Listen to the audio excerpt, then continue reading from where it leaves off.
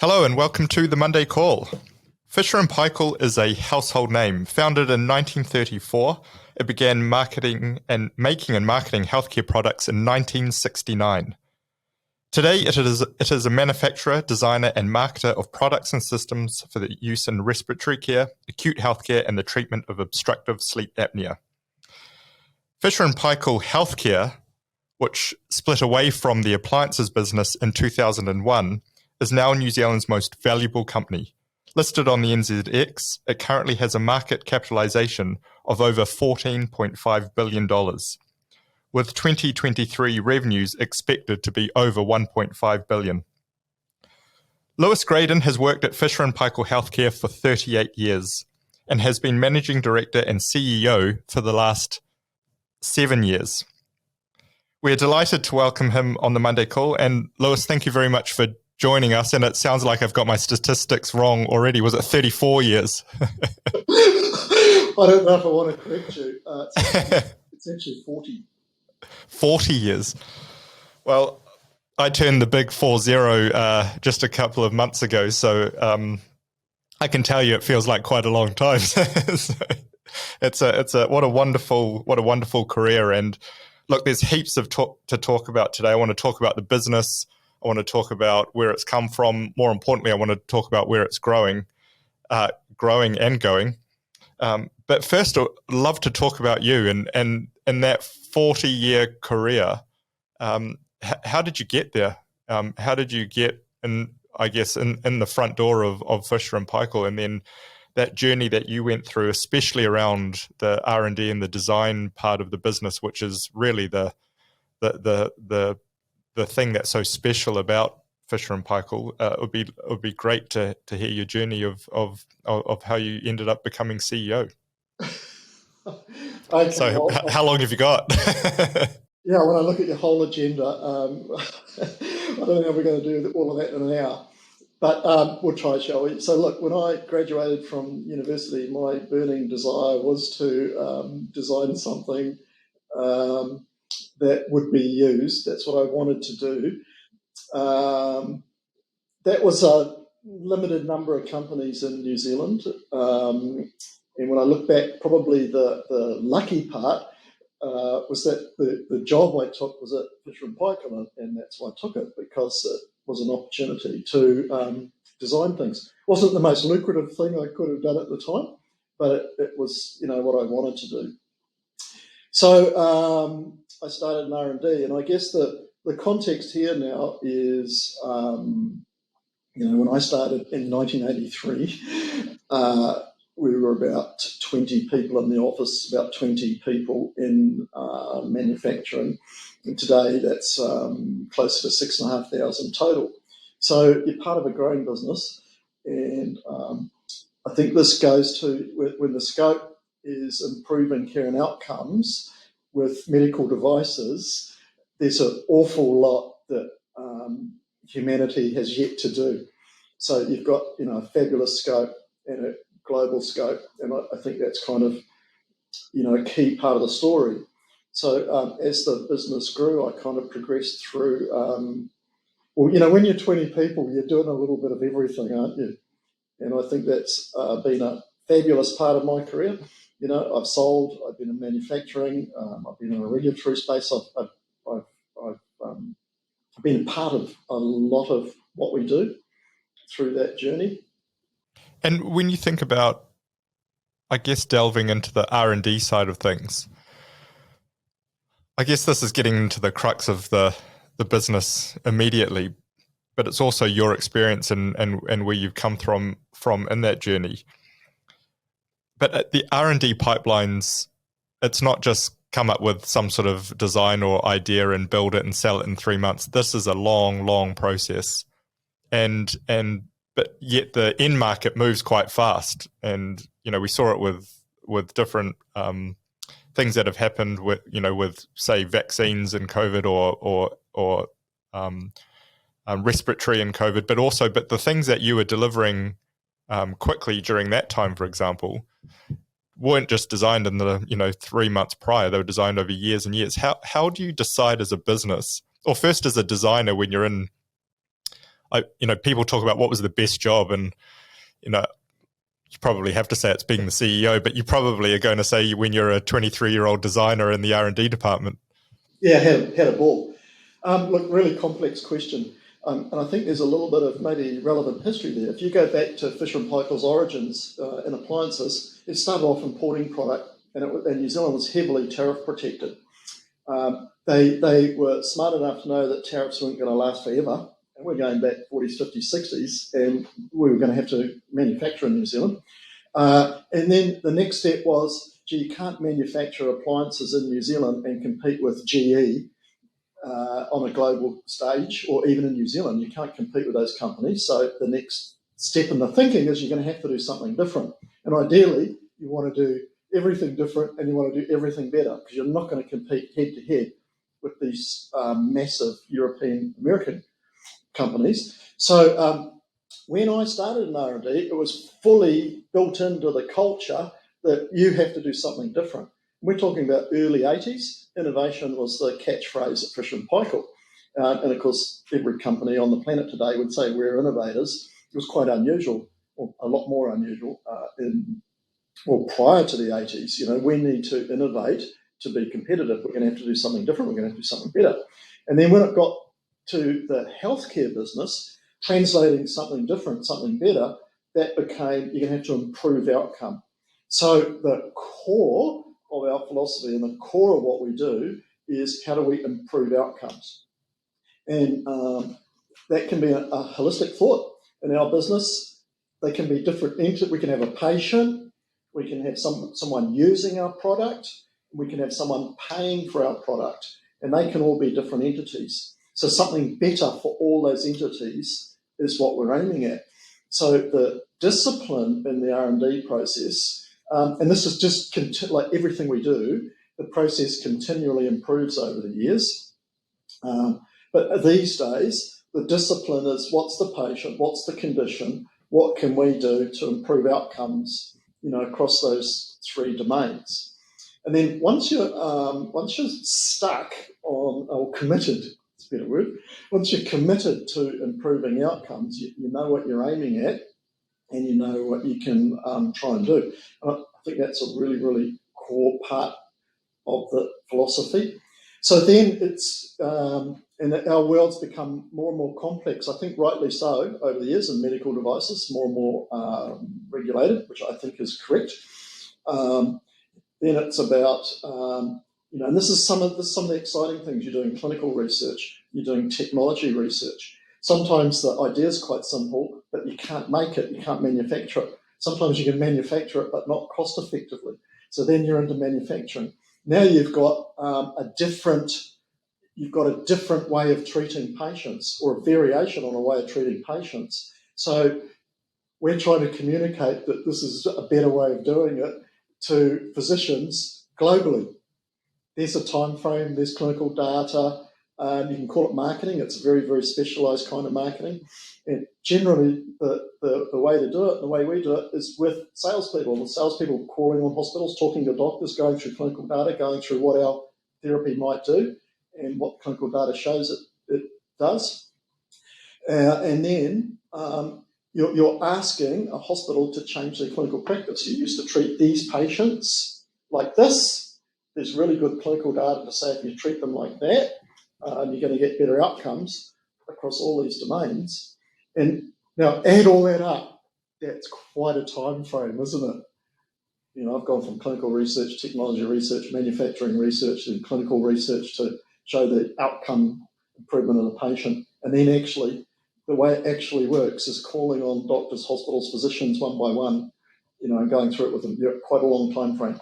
So I think that's another really, really core element of our business.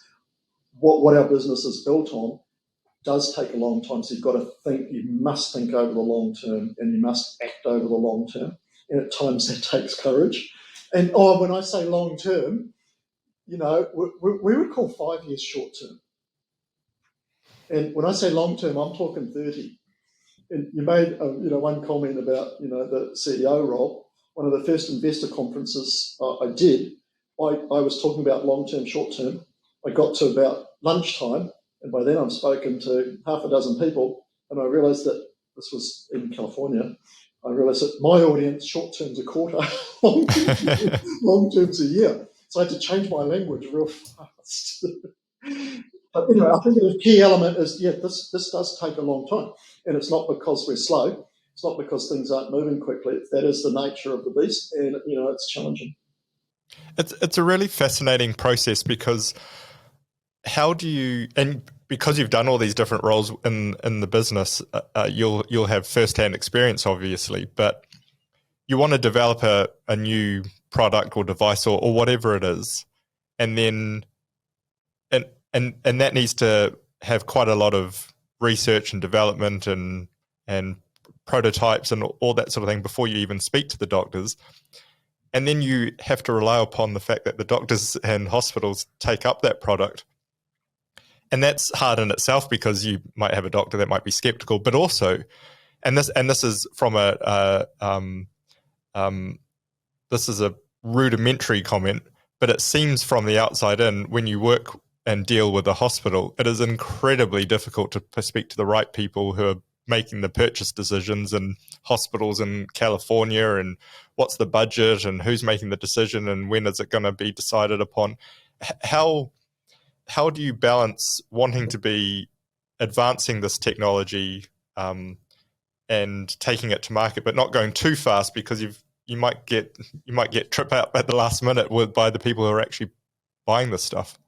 Yeah, so as I say, our process continually improves over the years. I'd say the way we think about it today is... And obviously you've done it before. And we get better and better at it over time. And you can see that in kind of all of our numbers. If you look at them over a 20-year time frame, there's actually continuous improvement in our productivity, so to speak.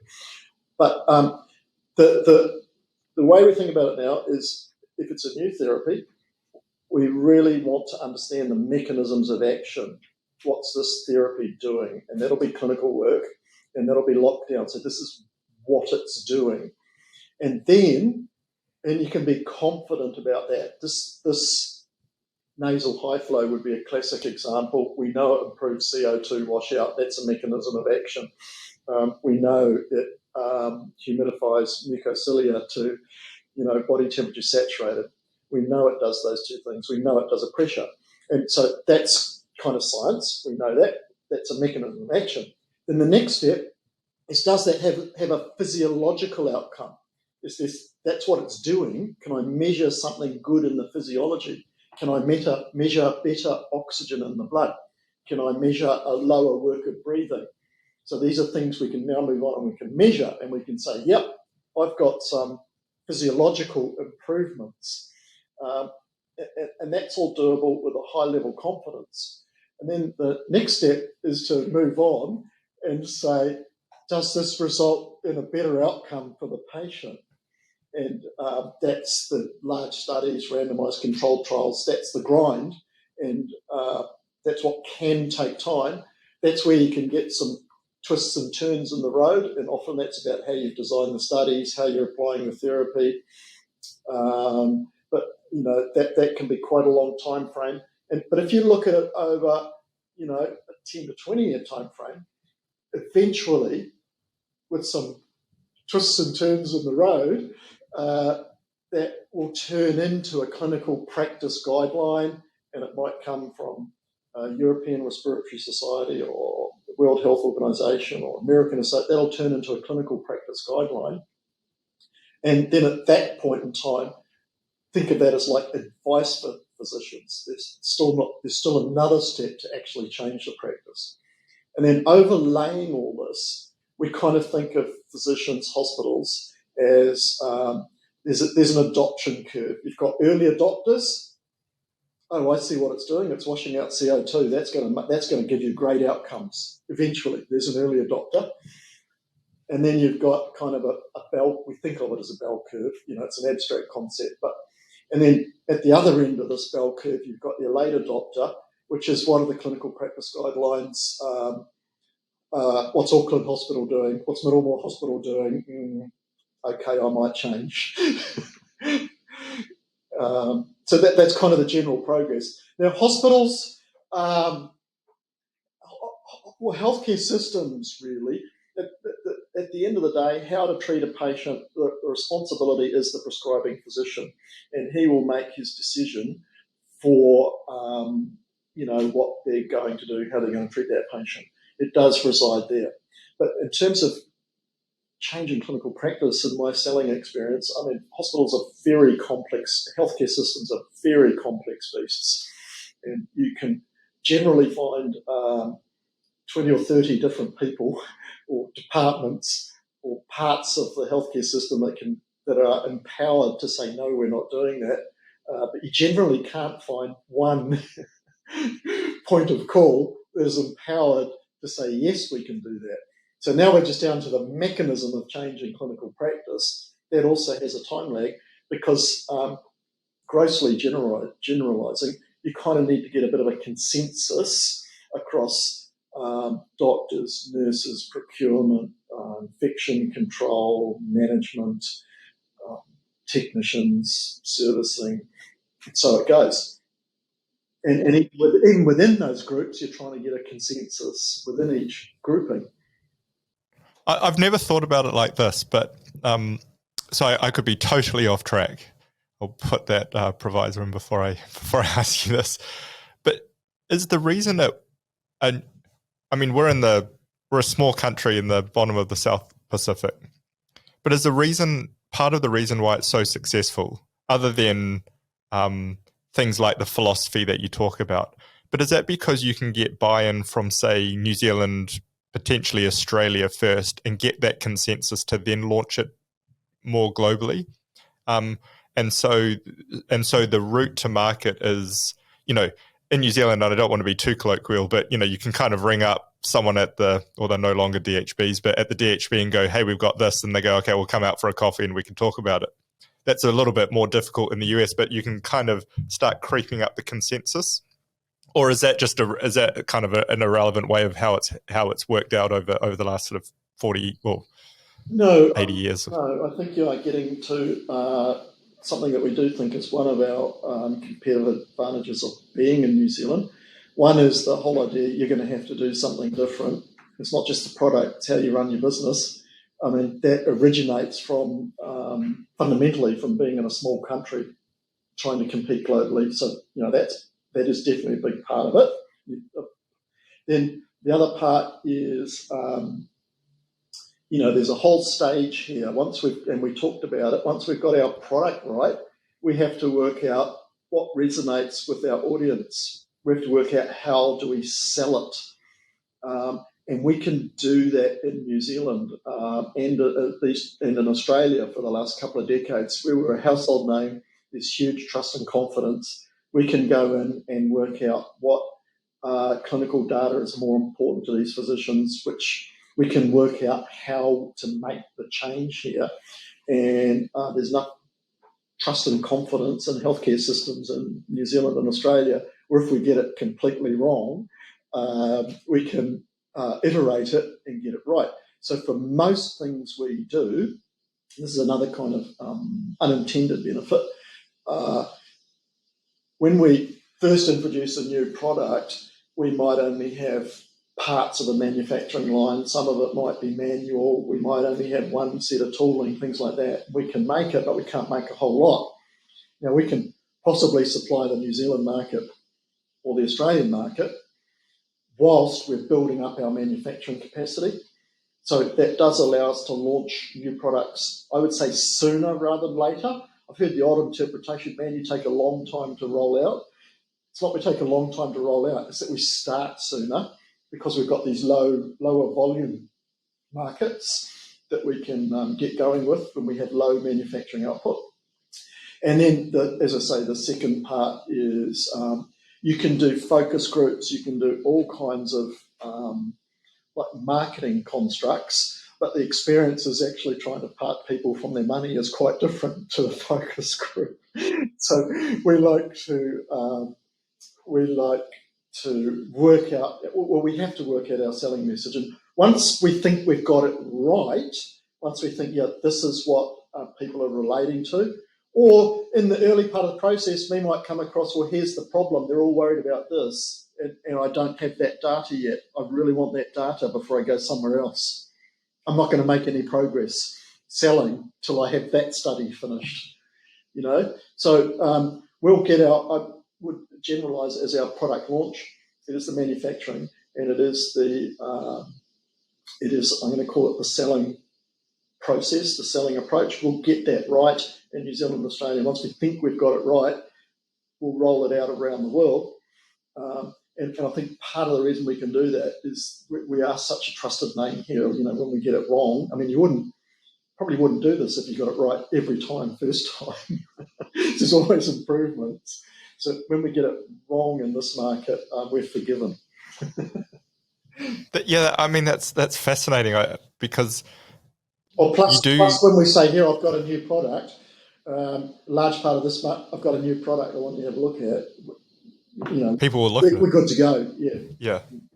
I mean, it's something that when you think about Fisher & Paykel Healthcare versus the global market, you do think, well, how does it possibly compete on the global scale, and what are the differentiators? And you've perfectly described that process of getting a product to market, and the trusted brand here means it's a fantastic launch pad that perhaps the company wouldn't be as successful if it was sort of uplifted and taken somewhere else, which is kind of a question I want to ask you. Not bear with me, but we were talking about before we went live that since 1967, or when the sort of the Fisher & Paykel entity listed, to today, the if you had invested $1, it'd be now $12,000. And then if you invested $1 in Fisher & Paykel Healthcare when it listed in 2001, it would now be $3,000. Now that is phenomenal. That is what you call long-term investing. And we were also joking about, this obsession with quarterly earnings, where if you just look at the philosophy and principles and track record of a company like Fisher & Paykel Healthcare, you need to think long term. And like you say, long term is not even 5 years for a business like this. It's 30 years. And imagine if you'd put, $100 of your kids' money in Fisher & Paykel Healthcare in 2001, and 23, 22 years later, they've probably got their college paid for. So it's, how do you keep the company in New Zealand? Because as an investor, we are an investment business, and we love investing in great companies, and we're not after a short-term boost because of M&A. We are after 3,000% in 20 years. That is our bread and butter. And any M&A, we think, especially in the New Zealand market, which is small to begin with, is not what we want as shareholders. We want to be on the journey for the next 30 years. How do you keep the business from being, a large company's sort of vanity project or M&A list and taken away, and because it also could sort of, I guess, ruin the success of it because of what we were just talking about? Yeah, I think there are two components to your question. There's the how do you keep it in New Zealand, and how do you deal or think about M&A. So remind me, there's two parts, because that's why I've got a pen. I'll write it down. I think first up, as custodians of the business, we need to do what's right for the business.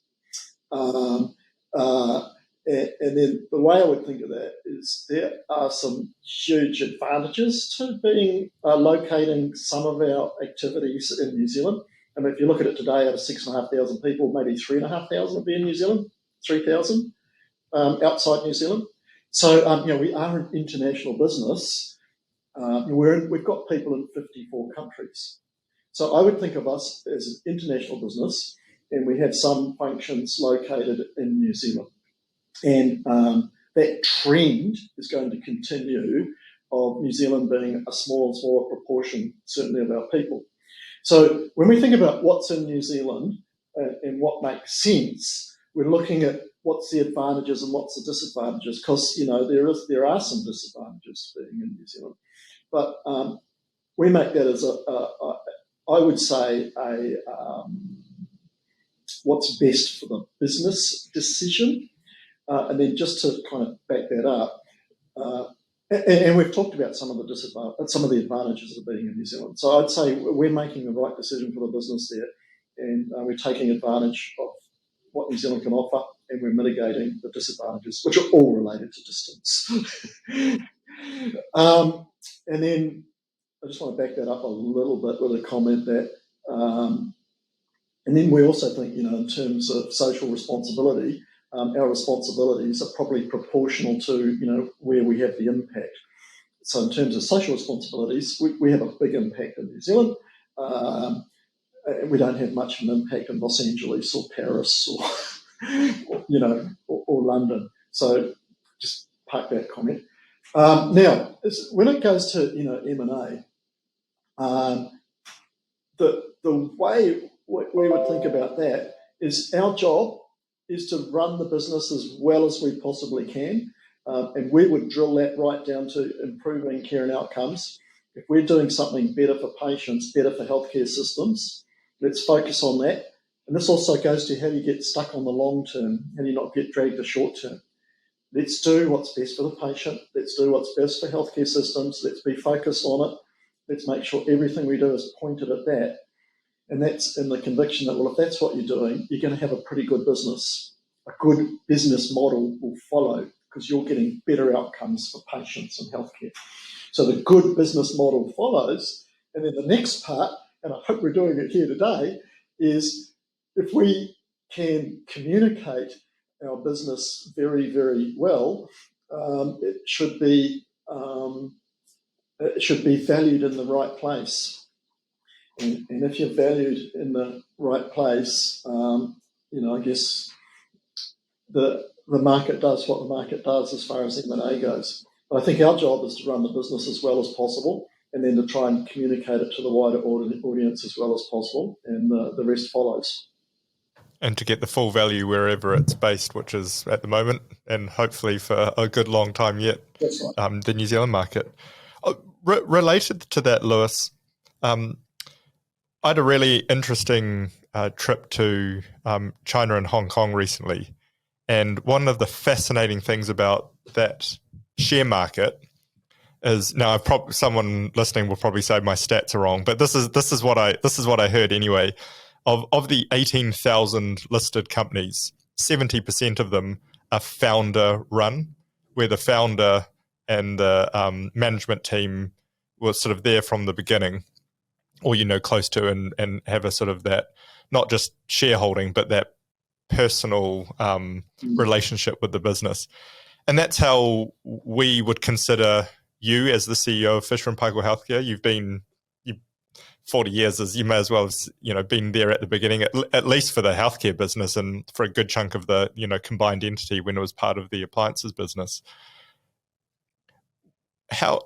Without sort of, I'm not asking you to tell me what your journey in the future is of when you're going to, but is that something that gives you, in the end, people retire and move on, and you've got the tenure at your business is incredible across the business, but that will slowly transition, management teams slowly transition to management teams rather than founders. And do you think, how do you think about culture in that sense? Because I guess NZ Funds are similar. We've had the tenure at our firm is sort of we're over 30 years old, and there are a lot of people, including people in the management team and on the board, that have been there since the start. But how do you think about that transition in culture? Look, it doesn't bother me so much. I mean, culture is one of the hardest things I ever have to talk to, and it's one of the most important. But as an entity, Fisher & Paykel Healthcare, I mean, we've been going over 50 years. We've got a strong entrenched culture.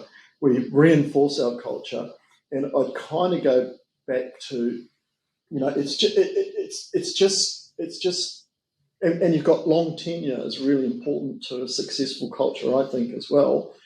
But if you go back to when I started, I was part of a group of 40, and that was divided into, 4 or 5 groups of 8 or 9 or 10 people, and that had a manager, and that reported to someone, and that reported to someone, and that reported to someone. The culture's intact.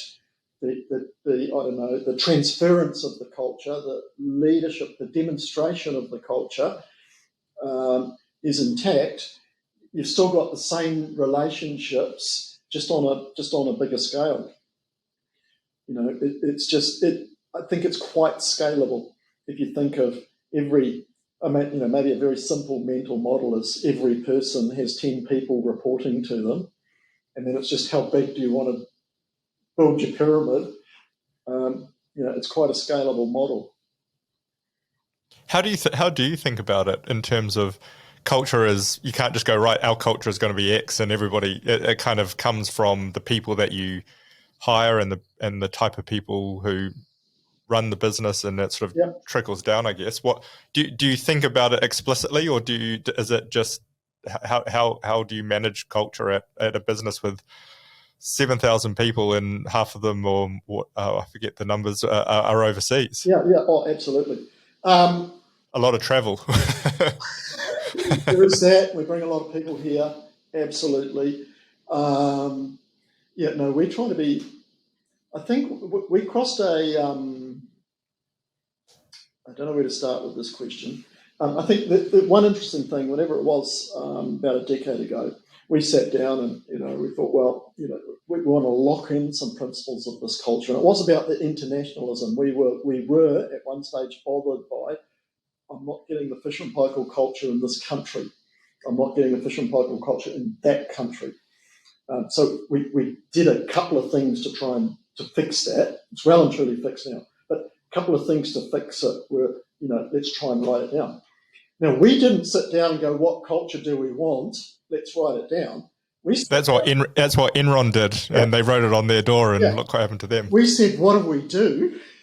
What do we do? And how do I describe it? So that was our process. And then the second part with regard to the international component was the realization that I don't want to pick on any country, but if you're in France, you might be thinking that's a New Zealand culture. Here in France, we do it differently. We don't do that in France. We do it this way. Here in the US, we don't do that. That's New Zealand, and that's a very small country. We do it differently in the US. We'll do it the US way. And the realization was to make it abundantly clear, this is not a New Zealand culture, this is Fisher and Paykel's culture. And then the only intricacy really becomes, and you might need a local variation to that, but we've tried to be really clear over the last few decades, this is the core Fisher and Paykel culture. And separating it from that's a New Zealand culture is pretty much what cracked it for us internationally. Then, the other thing, I think, in terms of maintaining a culture and what's the culture and getting consistency, you really are just getting down to its tenure and how you behave. It's always something that can improve, I guess, or not improve, but develop. Yeah, absolutely. But it's one of the, I guess, difficulties and one even, like you say, harder to manage as the company grows in people, but also grows in cultures around, globally. It's always grown in people. I guess the point I was making very poorly a little while ago is it's kind of the same. If you go from 20 people to 30, that is just, it's completely scalable.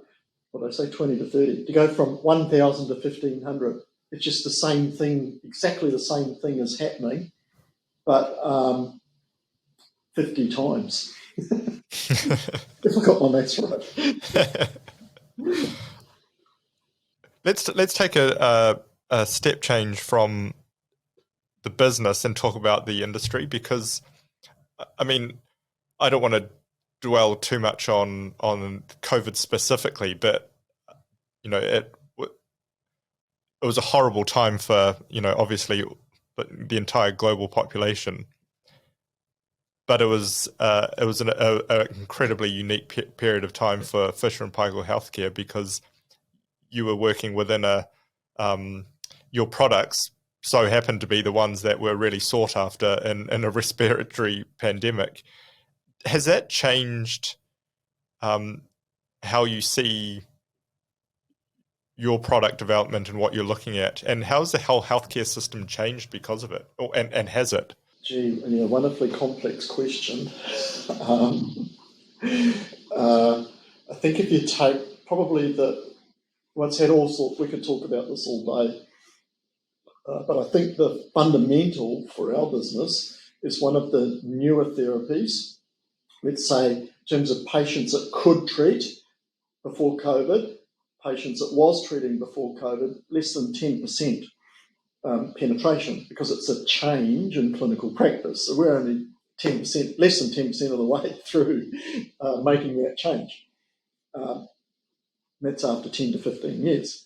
So what COVID did for us is it took this therapy and it put it front and centre of practically every respiratory physician in the world. So in that sense, it totally accelerated knowledge of the therapy. Vast majority of physicians, respiratory physicians around the world would have used this therapy. I'm referring to nasal high flow or Optiflow therapy during COVID. Before COVID, we're less than 10% penetrated, so they've all seen it in use on COVID patients. So I think that's the biggest kind of fundamental long-term change to business. The implications are got a lot more clinicians familiar with the therapy. They've bought some equipment and their first thought is that that's to treat COVID patients. So that gives the business a big opportunity to accelerate growth. Haven't really got any hard runs on the board to put numbers on it on a quarterly basis or an annual basis whatsoever. But the fundamental is we were less than 10% penetrated. Now we don't have a single physician who doesn't know what it is, what it does, and probably has treated patients with it. So we're kind of ahead of where we would have been, and that's great news. And fundamentally, we must be ahead. So that's great news. But then the other flow-on effect, and one of the short-term challenges is executing on that and demonstrating to the 6-monthly, 12-monthly thinkers that it's happening. That's a real challenge. But put that aside, the other implication is things that we were planning for the future on these 10, 20, 30 years journey to maintain our growth rate. They have to come up a bit sooner. Assuming we've accelerated this one, we'd like to bring other things forward as well. And I'm really glad with where you started this conversation, because now you're trying to you can see the complexity of bringing these things forward. And we're not talking about, I'll get that in 6 months instead of 12. We're talking, that was a 10 or 15-year journey. I want to bring it forward a year or two in any way I possibly can. And we started thinking like that actually during FY 21-22. One of the implications here is we need to bring other things forward. And is that because you need to, as a business, take advantage of the fact that your products that exist now are front in mind of physicians because they've all seen it and used it, and showcasing what other benefits they can have other than just treating a COVID patient? Yes, we need to do that. But the fundamental thinking when we think about the business is we've kind of got, it's pretty high growth, as you pointed out. And the way to get the high growth is we've got to have something that's in its early days. We've got to have something that's kind of partway through, because when we're successful, we have some things that are getting closer. If you look at where we started, the first thing Fisher & Paykel Healthcare ever did, we treat 70 to 80% of the world's patients that get invasive ventilation. So that's a lower growth. And to aggregate up to the high growth numbers we expect, you need to have something that's under 10% penetrated that's growing really, really strongly. So, there's just the law of large numbers. You can't grow at 10 or 15 or 20% in one place forever, in one thing. You can't do it forever. So our mental model is we're layering in things, we're laying in therapies that are at different stages of their evolution. I've forgotten your question. But so what we're trying to do is this one that was layered in and was quite a big growth driver prior to COVID, probably a very healthy growth driver in this post-COVID era because of what we talked about. That goes really well. We kind of want to pull some of the other layers forward a bit. I've forgotten your question. No, that does, because I guess that's the point, is you've got this beachhead now. That beachhead isn't going to grow like you say because it already has, kind of thing. But it's also given an opportunity now that there's, and I could be getting the things wrong that make it make the sale easier, but there's brand recognition, there's the fact that the actual therapy recognition, and so it sort of pulls a whole lot of other things forward, and it does. It just takes time, and I guess in a competitive environment that you are in with some pretty worthy large competitors, they all see it too, and so it's kind of I guess the race is on somewhat to be taking advantage of this better, I guess, clarity of around what your products do, but also you want to be different as well and start a new sort of range of therapies because you standing start and you get a full market growth as well. Is that kind of how you think about it? So it's sort of like what an outcome that we wouldn't like is you get this boost in revenue, you get this boost in uptake because of COVID, and all you've done is borrow that from the future. We want to build on that boost. Yep. That's a great way of looking at it. So, speaking of competitors, and look, I don't know how much you can talk about these sorts of things, but it seems everybody's suing everybody for patents, and that is it an industry where people will literally see some of your products and copy it, or is it because there's some good R&D happening in unison and there's crossover because you're all working on the same thing? And how do you stop that happening? Because I guess the reason for the question is, again, thinking about the growth in China and the amazing amount of technology and education that's going into that country. There's going to be manufacturing, sort of, instead of just being the manufacturer, the actual design and the thinking is going to come from there too. How do you protect everything that you're doing? Yeah. Numerous mechanisms. And a lot of and lawyers are in the end are the winners of these mechanisms, I'm guessing. Well, it doesn't matter what happens, lawyers get paid. So that's not a bad business model. But anyway, numerous mechanisms. So the fundamental is we want to have whichever stage of evolution we're in, we want to have a product no one else has. So that means you need to keep running and you need to keep improving your product. So that's absolutely fundamental. And I'll go back to another fundamental is, we're aiming at gross margins of 65%. So, you're selling something for nearly 3 times what it costs you to make it. And that difference has got to be driven by intellectual property. That's what people are paying for. That's how you can maintain these gross margins. So you've got a different product. The instinct, and people can potentially copy it, and the protection against the copying is patents. But I think the fundamental one, so if you have the patents in place, people can now copy things where patents have expired. Right? So if you think a patent has a 15 to 20 year lifespan, that means you've got to be, by the time they've copied something because patents have expired, we want a product that gives a better outcome. Because the copying model will generally be relying on pricing because they're not spending the money on the R&D and the changing clinical practice and the clinical research. They're just spending the money on the D out of R&D. So, they have a lower cost base. So potentially they're selling on price. And by the time that happens, the business model that we work with anyway is, we need something better than that. You've moved on already to the next thing. Absolutely. So I think, yes, patents. There's always a bit of patent activity going on in our business. It's generally in the background, and we've seen it bubble to the surface.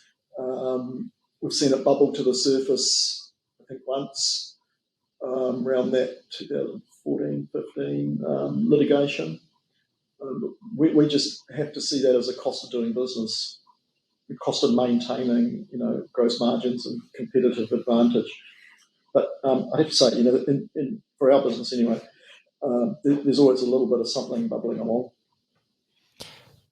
This is not to give away what's in the hopper for your competitors, but what are you excited about looking forward from a product point of view? Is there things coming through that are already announced? Perhaps let's not go back to the initial stages of some of your R&D, but are we going to see big changes in what you do and the products you're releasing, or is it all? I'm trying to say, I guess, from you're not a pharmaceutical company, but they talk about these blockbusters, or is the device business all about incremental improvements? So this question is like being asked to choose your favourite child. So we're not going there. We're not going there. I think you've got your incremental improvements, and I described it. Once you're doing something, you need to keep moving it because copiers will follow.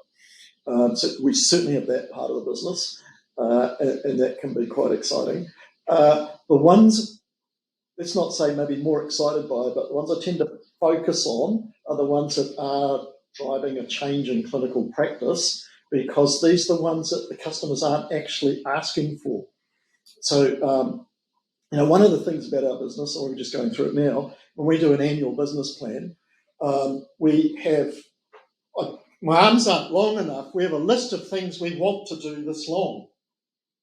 And we look at how much we could reasonably grow our costs by, and it's never big enough to do everything. And that's been the story of the business forever, and I think that's really, really good, really healthy. In fact, I think the day we don't have a list longer than what we can do, that's the day we're in trouble. So part of our planning process, is what are we going to do out of that list? And when it's something customers are asking for or need or want, or it's a clear improvement, that's really easy to say, oh, we should be doing that. The ones where it requires a bit of discipline is where it's a change in clinical practice that no one's actually asking for yet. That's the one you need the discipline to say, well, no, I'm doing that because we're going to get much better outcomes. And that's also the more, that's the innovation. That's the fundamental that the business is built on. But probably quite conscious of this because we're going through it right now. But the discipline is to do what the customers aren't currently asking for.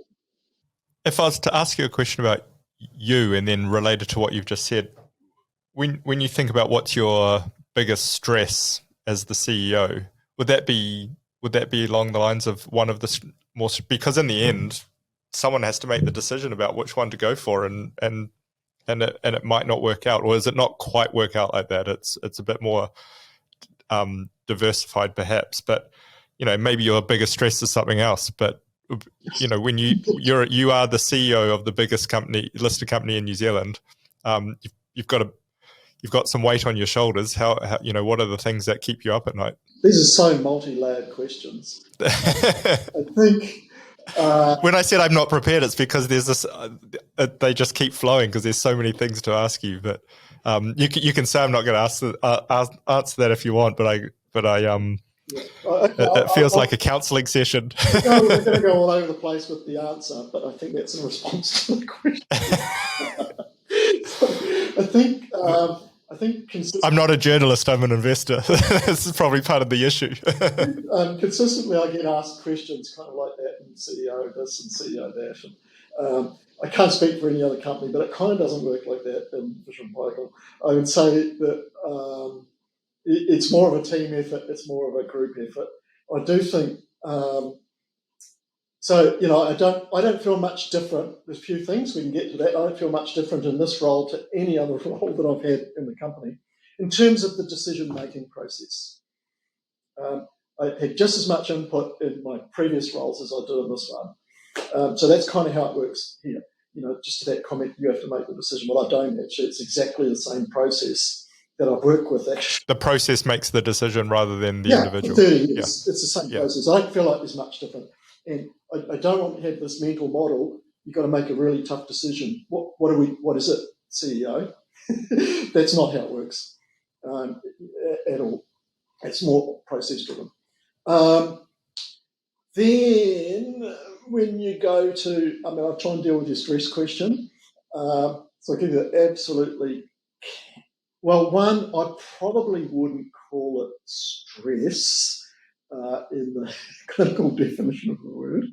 I don't really feel that. I feel a responsibility, and one of the things I guess that's unique about this role is, in New Zealand it's pretty low key, is the profile. You said it, you're the CEO, is the profile, and many times we have something and I say, well, you need to talk to that guy, he knows all, he's the expert. And I go, no, I want to hear it from the CEO.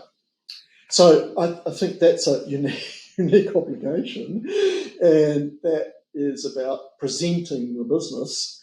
And I guess my biggest stress, or the thing that bothers me the most, because it's the thing I'm responsible for, is presenting the business when it has to come from the CEO. I'm always worried I might not do a very good, not always, my biggest worry is I might not do a very good job of it. I haven't really had a career in PR, have I? But then for me, the mitigator, because at the end of the day, to do your job well, you need to sleep well, and sleep well, you can't be too stressed. So at the end of the day, I manage that by saying, there's no doubt in my mind whatsoever we are doing the right thing. That is what we do. We will do the right thing when it's unpopular. We will do the right thing when we cop flack. There's absolutely no doubt in my mind we'll do the right thing. So surely sooner or later I should be able to communicate that.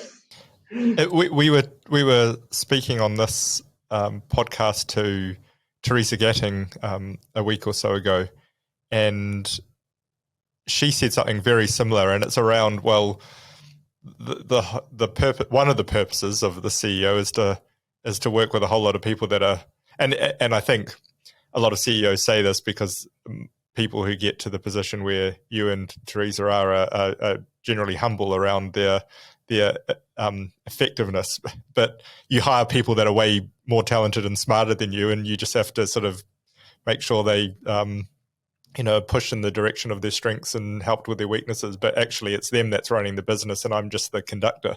But it is a bit of fit. It is about the team and getting high quality people, and I guess there's not a lack of quality of people that want to work in a business like Fisher & Paykel Healthcare. No, if you think starting at 40 people and, currently 6,500 people, I've made a career out of hiring people that do things much better than I do.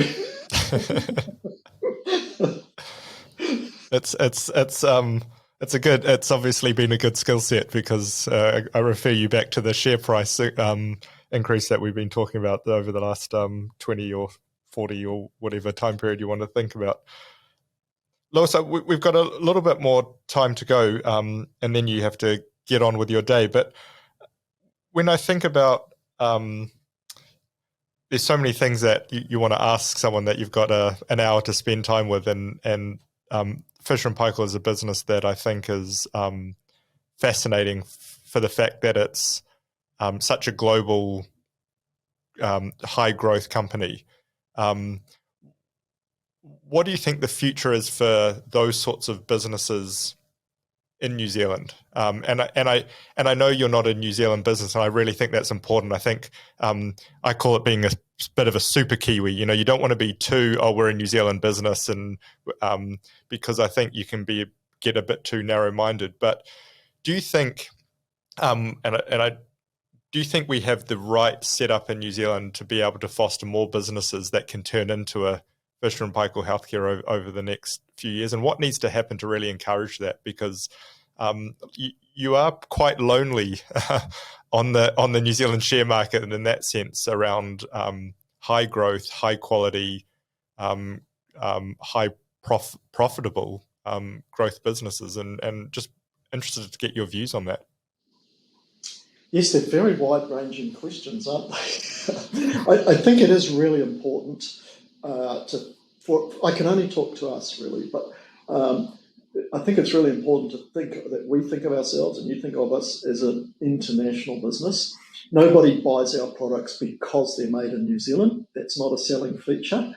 And nobody comes to work at Fisher & Paykel because it's a New Zealand company. That's not a selling feature for us. People buy our products because they think they're going to get the best outcome with it. And people come to work for us because they, I hope, they feel that's going to be the most satisfying job for them.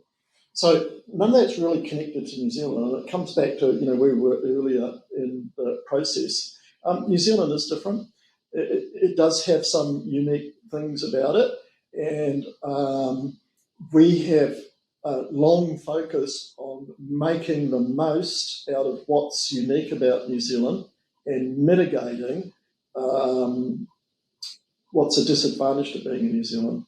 I can remember way back when I first started at Fisher & Paykel, somebody saying, hey, if we're dealing with a customer in New York, they should not be able to tell whether we're in California, New Zealand, or London. They should not be aware of our location. We should not penalise ourselves.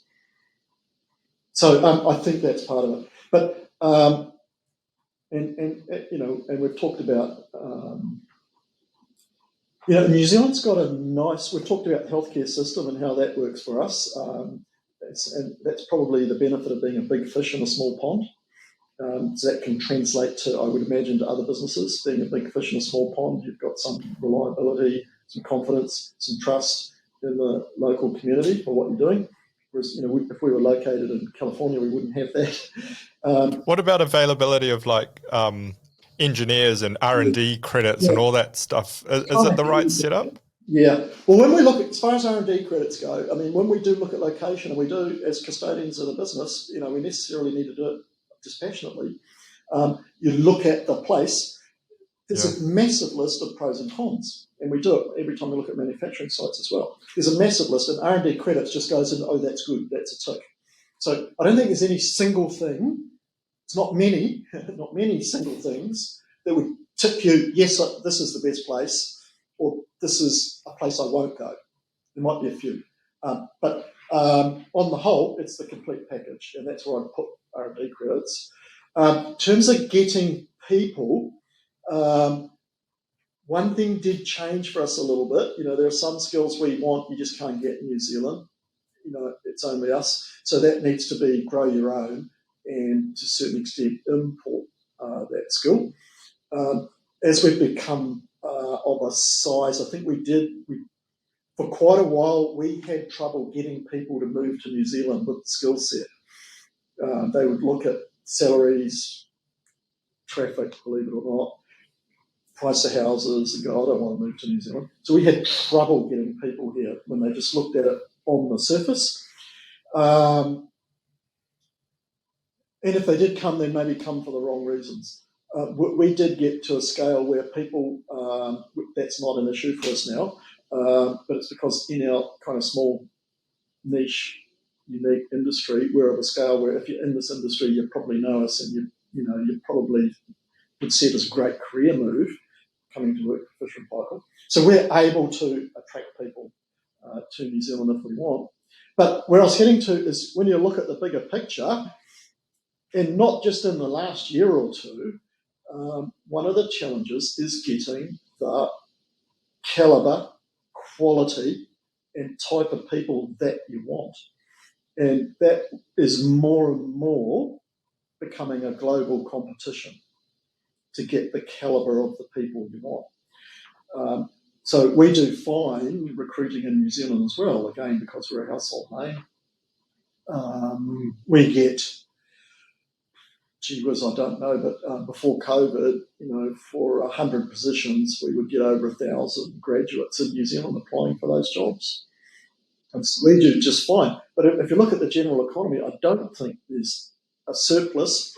Obviously, there's a little bit of swings and roundabouts on it, but on the whole, over the long term, I don't think there's a surplus of highly talented, highly skilled technical people, that's for sure, in the world. So I think one of the things we can do in New Zealand is make it a really attractive place to come and live and be. That's retention. And that brings the talent, and it retains the talent. Yeah, retention and attraction. Yeah. Yeah. Well, Lewis, it's been really fascinating talking to you about you and your business, and it's really also refreshing not talking about quarterly earnings and marginal tax rates and depreciation lines and those sorts of things. So, look, we really appreciate your time. I could do this for another hour, but as you said, my complexity of questions were more because where do you even start with a career and a business journey like yours? But thank you for being so candid and open, and I've really enjoyed it. Well, thanks. I enjoyed it too. A very different kind of interview, and an absolute pleasure. I'd have to say thank you. Thanks so much.